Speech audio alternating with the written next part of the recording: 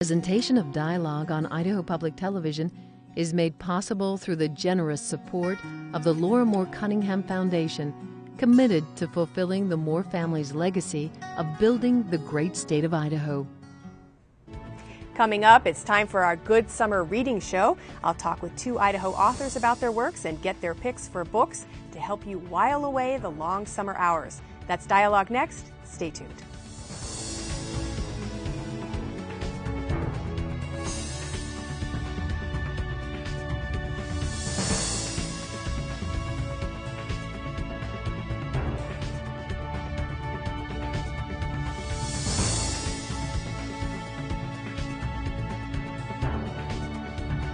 Hello and welcome to Dialogue. I'm Marcia Franklin. It's time for our Good Summer Reading Show. You know, I've been doing this particular show ever since Dialogue began back in 1994, and it's always been one of my favorite shows. Yours too, I hope. So thanks for tuning in. Today I have two Idaho authors with me to talk about their works and to recommend good summer reads. They are Mike Medbury and Joe Durbrock.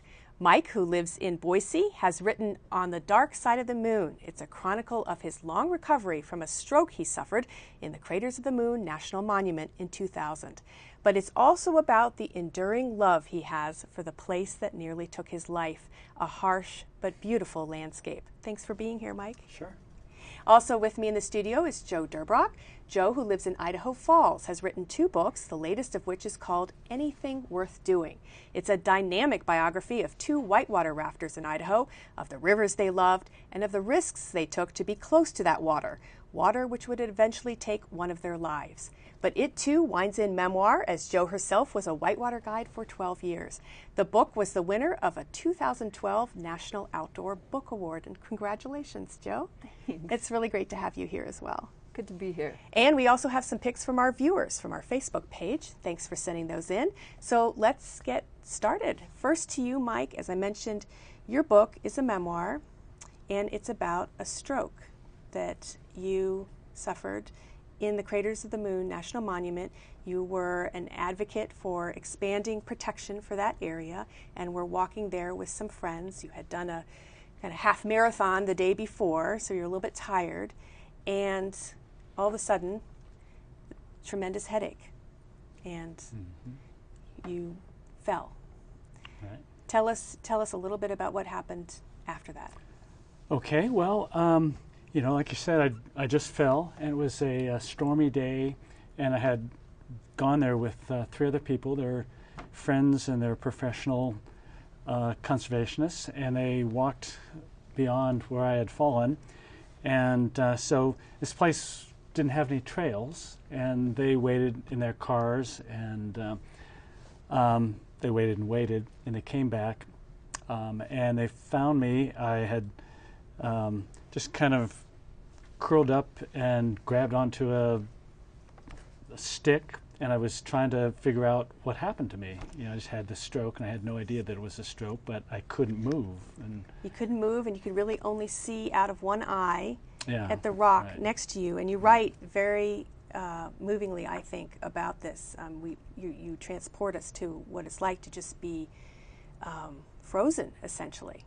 Yeah. And the irony, of course, or maybe one of the reasons why this happened to you, is that your father himself had had a stroke when he was quite young.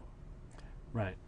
And so I would like you to read a little paragraph here about what that was like. Okay. I became pure observer, watching the land with my one eye. I breathed heavily and deeply in the chill air and accepted that this day would be my last. I felt myself a part of this fantastic landscape, no more than lava and no less. I gave myself to it, to its aching brightness and growing shadows, to its burning heat and its cold, sleety winds. In a moment of pure calm and unparalleled peace and balance, I felt my life in exquisite detail. Was this what it was like to die? Well, if so, dying wouldn't be so bad. Nice. And that was after, of course, a few moments of panic, or more than a few moments of panic, Yeah. trying to figure out. It's a couple hours. Couple hours of panic. You were there for quite a long time. It's really amazing that you survived and that you're even here to talk about it or to write about it. And you knew, and you say in the book, early on that you knew almost immediately, once you were rescued and starting recovery, that you wanted to write about this. Why? Well, I guess it's two reasons. One is it was a great story, and the other is that you know, I knew that there were other people that had things like this happen to them, and I wanted to let them know that it happens to people that don't expect it. And so that was kind of the reasons I wrote it, and it was a good story, and I wanted to tell it. And you kept journals. That's one of the ways that you marked your days, and it gave you material eventually when you did recover to write. And I thought it was fascinating when I read some excerpts from your journals in the book to see where you were and where you are today. And I wondered if you could just read these two lines here. This is from your journal when you were writing a letter to an agent telling her about this book and, you know, hopefully getting it published. Right? I was trying to get an agent because I had some short stories that I wanted to get published. And I was writing to her when I had this stroke, and I'll just try and read it.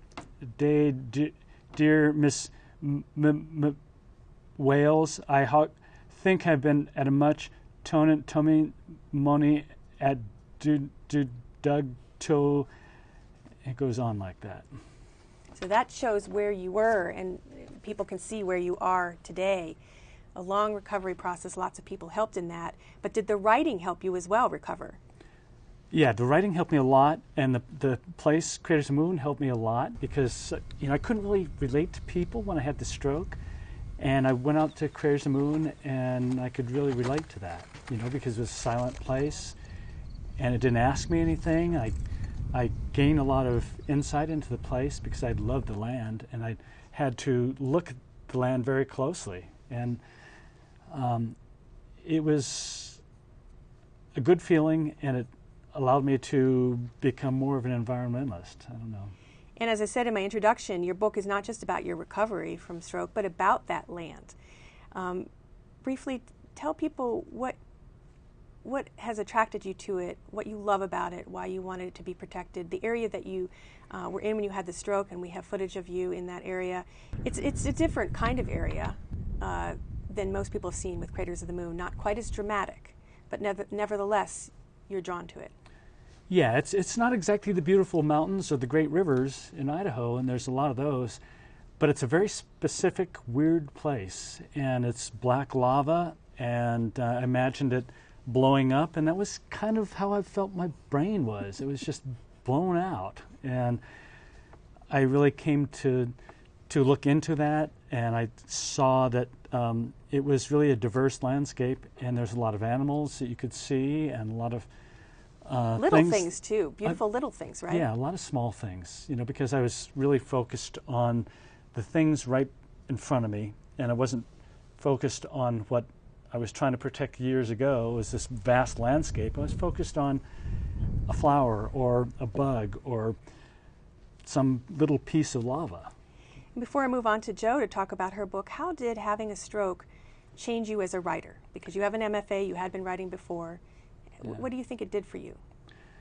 Well, it really changed my perspective, and I had really suffered a really harsh thing when, you know, your consciousness and your movement are you can't think and move, and that allowed me to think in a way, and what I was thinking about was how life is really beautiful in every moment. Mm-hmm. And so I think I'm bringing that to all my other short stories. And you were saying that the drama of what you experienced also helped you in your story writing to make sure that you have these apexes or these moments of conflict maybe that have to be resolved. Yeah, you have to have a conflict in your story to make it a story that's worth reading. And I sure had a conflict in my story, at least the bigger story, and I resolved it in a certain way. And so I try to do that with each short story.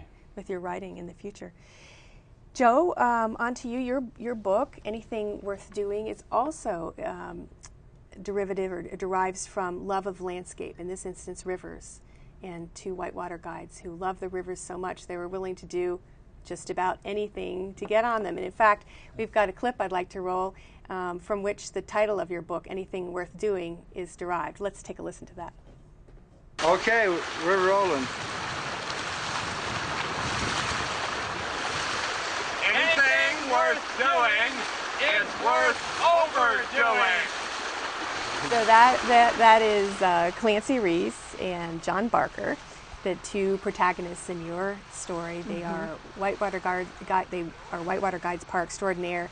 But their motto, anything worth doing is worth overdoing, led them to some incredible adventures. In this instance, they're going all the way down the salmon from its headwaters, and then they end up in the ocean. So these were overachievers. Why did you want to write about them? At first, kind of like Mike, because it was a great story. And you know, if you're a nonfiction writer, especially when you come across a story that has a beautiful beginning, an exciting middle, and a disturbing and thought-provoking end, and it's true, you know, you feel like somebody just put a gold coin in your hand. But later, because of what you said, you know, that anything worth doing is worth overdoing, that was Clancy Reese's line, and Clancy was a smart and ironic guy. So he meant it, I think. And we've got a photo of Clancy, yeah. Cool. He meant it, but he meant something more than that, I think. He meant not anything worth doing is worth overdoing, but if it isn't worth doing, don't do it. And I thought at the time I was beginning to work on this book, I was a raft guide about to retire and about to start making compromises I had never made before. And this was a guy who had never compromised. He never compromised to the point where he went on one 24-hour adventure to see how far they could get on the Salmon River in 24 hours, and didn't wear a dry suit, never wore a dry suit. And in large part because of that, when the boat flipped, it's no secret, you talk about this in the beginning, that he passed, and that's part of the reason you're writing the book. He passed away, he died. So what does that tell us? Is anything worth doing worth overdoing if it means you lose your life? Well, as a writer, I don't think it's my job to answer questions. I think it's my job to ask important and thought-provoking questions as well as I can. So that is a question the book asks. And also in the life of John Barker, his friend, who is still out there and still living the life I used to live times 10, living the life Clancy used to live. I think it's beautiful, but I think there's a high cost to that life. And yeah, I want the book to stand there as a question.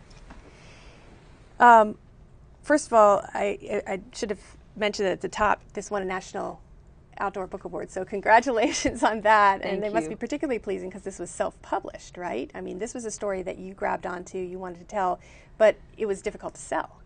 It was a difficult sell to New York. The feedback I got was that it just wouldn't be lucrative, that there's a relatively small market for a book like this. Doesn't matter how good it is, it's got a small market. And yeah, so eventually I'm not sure if you call it self-published or micro-published. We created a little publishing company to bring the book out. We'll talk about that later in our web extra. Like Mike used his journals as a basis for his writing, you came across these journals of Clancy Reese. He was pretty much an isolate, you know, a hermit during the wintertime. And his brother opened out these boxes for you, and you found these journals of this man that helped you understand him and probably made the book in a lot of ways. They were part of why, I mean, you know, when you're starting to research a book, you don't really know for sure that you're going to finish writing that book. But when I went to Clancy's little, you wouldn't call it a house, it was a shack, 6 years after his death, his brother Charles was living there, and yeah, his brother shows me what he called Clancy's doodles. And it was poems and little like aphorisms written on the back of tax statements, unpaid tax statements, and phone bills and envelopes, and these journals. And he let me take them, threatened me with death if I lost them, and let me take them out of there. And as I was reading through these and beginning to form this picture of this man living beside the Clearwater River, which he loved, outside of Orofino, Idaho, and just like sort of like a shade tree Thoreau or something. Yeah, it really made me fall in love with the story even more. I know it's important to you that this book is not just about the death of a person. In this instance, Clancy and John, we should say, as you said, he's still alive, and we've worked with him on Outdoor Idaho. But it's about the life of people and the lives of this person, and it's about rivers, right? And the importance of rivers in Idaho. About rivers, about people passionate about rivers, and specifically about, to my mind, about the Salmon River. I was thinking about this morning while I was drinking coffee, that if you could imagine that in the middle of Idaho there's this brontosaurus wandering the mountains, the very last of its kind, right? That's the Salmon River, 425 miles long, undammed, runs through wilderness much of its length and through relatively unimpacted country much of the rest of its length. There is not another river like that left in the lower 48 states. And we know about it. Idahoans love this river, but I don't think we always stop and think, like, last of its kind, you guys. And briefly, we've got some photos of you kayaking, and as you said, you were a whitewater guide. What did you learn about yourself, especially as it relates to that experience while writing this book? Learn about? You. What did you learn about you as you wrote this book, and especially as it related to your experience on the water?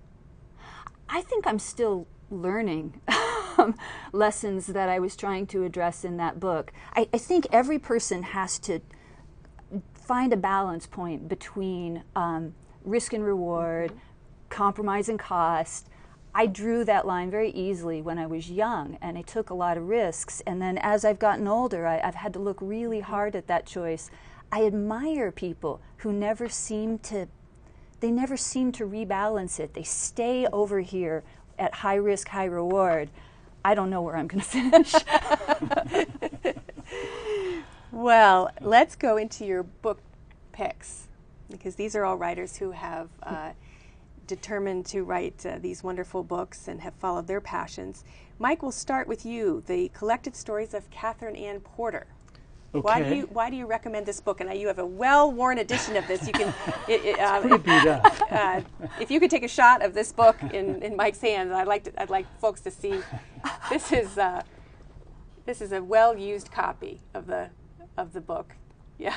So anyway, this story, Catherine Ann Porter was born in the 1890s and lived till 1980, and she wrote a short story called Pale Horse, Pale Rider, and that story is about the, I think it was 1918 flu pandemic, and it's a fabulous story. It just tells so much about the flu, about her response to it, and because she almost died, it's really about her becoming a writer, I think. You can relate to that. Yeah, I can relate to that. Yeah, so and you're wanting to write short stories yourself, right? Yes. So all of this is part of the research that goes into that next phase of your life. And speaking about short stories, Joe, you'd like to recommend one by a writer, Claire Vaye Watkins, Battleborn. Oh, wonderful, wonderful. And before I do, let me just say, thanks for the chance. I tried really hard to come up with picks that I thought people might not have heard of. And this is one because she's relatively new, but we'll all know her name before it's done. She won the Story Prize this year for this collection, which is an award for excellent short story collections. What she's done is, all these stories are set in Nevada. What she's done is every single story plays with, examines, uses, pushes the form of the short story in an interesting and different way. I found that amazing, especially because this woman is so young. And let me just give you one example. Set in the West, right? Set in Nevada. Set in Nevada. So I'll just give you one example. The first story in the collection, I can't remember the name of it, starts out with a line like, here at the end, I find all I can think about are beginnings. And then she tells the whole rest of the story as a series of beginnings to the story. And she experiments in different ways with every single story. Really smart lady. I'm definitely putting that on my list. And Mike, you'd like to recommend continuing the theme of short stories, The Legend's Daughter by David Cranes, story set in Idaho. Yeah, and I think the strongest point in that book is that they are set in Idaho, and you go to all these places and you start seeing that these places, and it's they're also good stories. They're well told, but I think the fact that they're all in Idaho is really nice. And continuing on in the same vein from one of our viewers, Anne, she recommends Godforsaken Idaho by Sean Vestal, who's a reporter up north, and he's written a book, it's fiction, short stories, about leaving the LDS faith. And this one also looks very interesting. Maybe I'll need to have him on to talk about this book. Joe, in the theme of the West, you are recommending a book called Ordinary Wolves by Seth Kantner.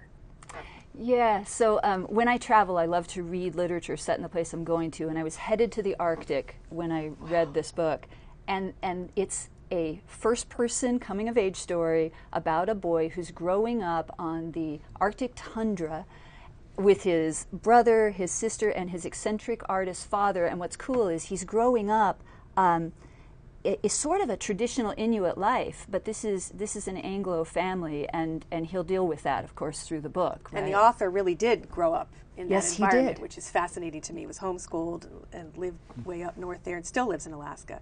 On the wolf theme, Mike, you're recommending Carter Niemeyer's book, Wolfer. We've had Carter on. Story of a man who's both worked at eradicating wolves and protecting them. And that's the exact reason I like it so much, is because it's the story of a man who was an ardent trapper in the beginning, and he becomes somebody who's a little bit more questioning about how wolves are dealt with. It's a really interesting book, and as I said, we've had him on as well to talk about it, and doing well. I think they're in another printing. That's great. Of that. And boy, controversial though. It's a great book. Well, he's honest, and that's what the whole story is about, I think, is his honesty. Someone else who gets very close to animals, in this instance whales, is the author of the book you're recommending called Listening to Whales by Alexandra Morton. So Alexandra Morton, when she was a girl, decided that she was going to be Jane Goodall, except she wasn't going to study chimpanzees, she was going to study cetaceans. And that's what she has done. She's spent her life studying killer whales, their language, their society, their families, and she's lived her life kind of like an arrow. And so she has amazing perceptions, and she does a really good job sharing them. It's an amazing book. Mike, you're recommending a fiction book, but also by a woman. Sorry, this is nonfiction. I apologize. This is also memoir, Forest House by Joelle Frazier. And she also kind of separated herself from society to concentrate on something else. Yeah, what's fascinating to me is that she's a woman and she writes in a way that I can barely understand. She writes really clearly, but she's moved to a place that is in the woods. The Forest House is the name of the book, and she just survives in this place. She loves the wild country, and she sees it, and there are all kinds of things that just throw me for a loop, and I'm just learning about. Might you write a story in a female voice someday, huh? Yeah, right. You don't know about that? Yeah, it's a fascinating book. Great. Well, from Forest House to Room, this is a fiction book, also about a very circumscribed space, a room, by Emma Donoghue, and it's a fascinating story, and one, unfortunately, that's a bit ripped from the headlines. Yes, it is. So I wasn't going to read this book because I knew that what it was about was a woman who was kidnapped as a teenager and then confined to this little room long enough that she has a 5-year-old boy as the story opens. Well, which is like really Cleveland, happened, right? Yes. But, as usual, that's not what the book is really about. This is my audiobook pick, and the reason is because the story is told from the perspective of this little boy. His name's Jack, he's 5 years old, and he doesn't know that he's a captive. He loves life, and he loves his life, and so he loves Room, which is where he lives. And the book is voiced by, I think, 4 different people, but particularly whoever it is that voices that boy Jack with all of his enthusiasm and joy in a situation you would expect to be crushing. It's just really powerful to listen to. I'm glad you recommended an audiobook, because sometimes we don't have time to read the book, or we're traveling. And we were talking about this last night, and you were saying that for stroke victims, audiobooks are great. Yeah. Right. So thank you for doing that, Joe. We're going to take another viewer's pick, another memoir about a hard life from Lorinda, Diamond in the Rough by Shawn Colvin, who's a singer. She loves this book about Shawn's growing up, and it's gotten great reviews as well. So I might put that one on my list. And Joe, you'd like to recommend a book that's, the title seems like it might be a young adult book, but it's not. It's got a mature theme. It's been highly recommended, but it is a different sort of book called The Man Who Fell in Love with the Moon by Tom Spanbauer. Yeah, and I almost didn't bring this book. In the end, I did because although it deals with disturbing themes and it's a difficult book to read, the people that are going to love it are going to love it a lot. It's powerful. So what the book is about is a half Shoshone boy growing up in 19th century southern Idaho, a little fictional town called Excellent. And he's growing up in a whorehouse, and before the book gets too far along, he becomes a prostitute. This is a very bigoted time. There's a lot of hate. There's violence. So that's the hard stuff. Here's the cool thing. This boy, his nickname is Shed.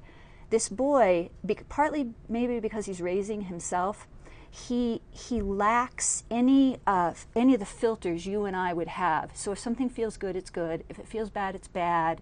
If it's beautiful, it's beautiful.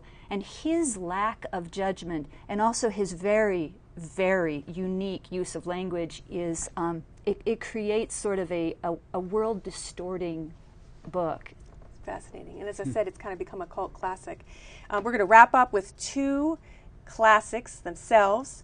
Mike, you'd like to recommend Red Pony by John Steinbeck. Just a line or two about why you're recommending this book. Well, I think it's fascinating that the red pony dies in the beginning of the book, and so that sets out a different path that Steinbeck has to present. Again, one of those I need to go back and reread. And Young Men in Fire by Norman MacLean, Joe. Classic, loved it.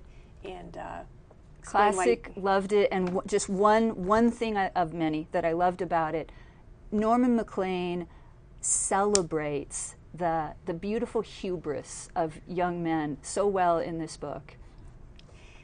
And we hope we don't have a fire season like that. It's about the fires. As we wrap up here, what's next for you? Short stories? Yeah, short stories. It's probably going to be a year before I get this collection done, and I hope I'll get it published, but who knows? And Joe, what about you? Back to the river?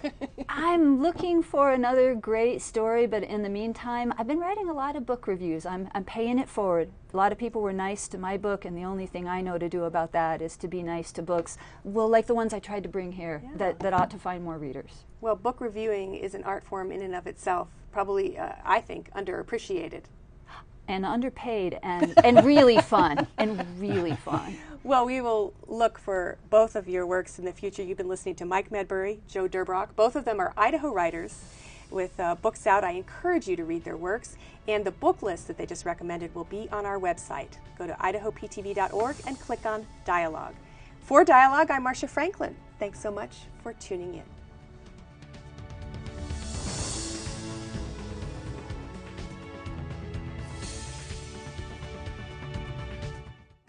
Presentation of Dialogue on Idaho Public Television is made possible through the generous support of the Laura Moore Cunningham Foundation, committed to fulfilling the Moore family's legacy of building the great state of Idaho. Check out our website, become a friend on Facebook, or follow us on Twitter.